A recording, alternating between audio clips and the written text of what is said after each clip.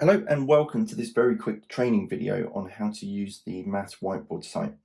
At the moment I've got my iPad running as host during a Teams meeting, and on the bigger screen we've got a video of my iPad screen, and I'm logged in as a student.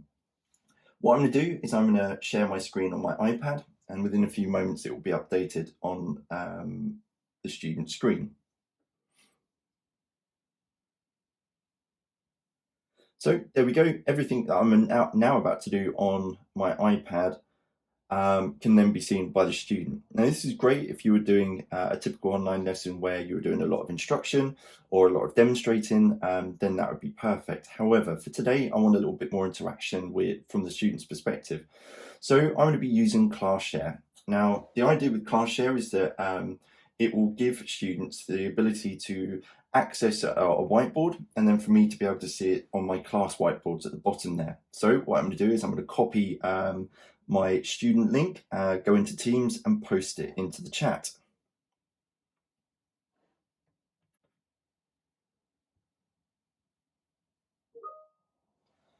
So as we can see here on the right hand side within the chat window, students then get a link, and if they open this link, it will then open up in a browser. And so they've now got access to the Maths Whiteboard.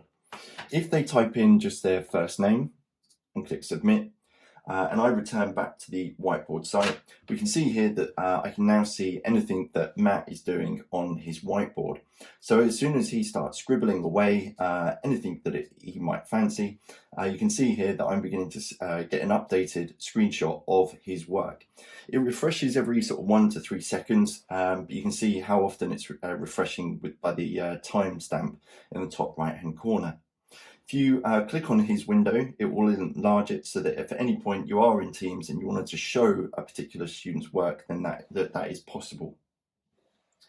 I'm going to be using the Maths Whiteboard for today. So I've clicked on the link where it will open up within the ClassShare window.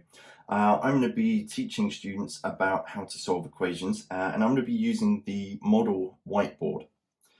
The idea of this is that it brings up a question on the left, a question on the right, with the ability of changing the level of difficulty along the top here. And as soon as I click on the 1-star question, you can see here it will just keep regenerating a 1-star question as many times as I like.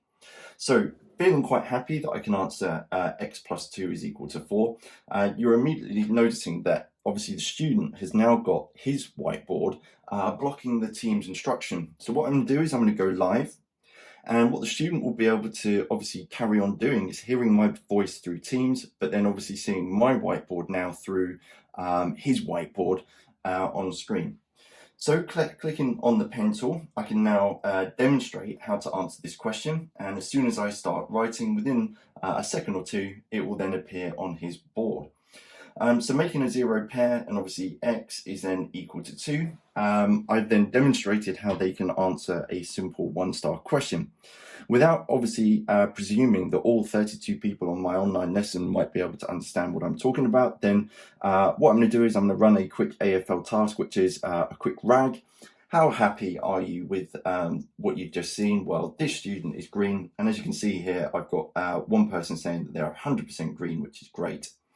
Now, obviously, I want to then test whether they have understood it. I'm not just going to believe that they know that they're green. So I'm going to click on the hand tool, click to reveal, and now they've got a question that they can answer. So I'm going to share this to their board, and if I click on the share tool, click OK, and turn off live, you'll now see that the student has got his scribbling, so we'll click on the bin, but we've got then my example on the left, and they can then start answering the question on the right. So if I just scroll down and start having a look at the board, as soon as Matt is starting to write, you can kind of see here that it's fairly small at the moment, so maybe I want to click on it.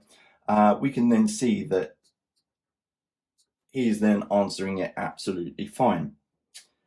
Now, hopefully this has been fairly useful as a quick introduction to what ClassShare could do. If you do have any other ideas, then please do post it in this thread.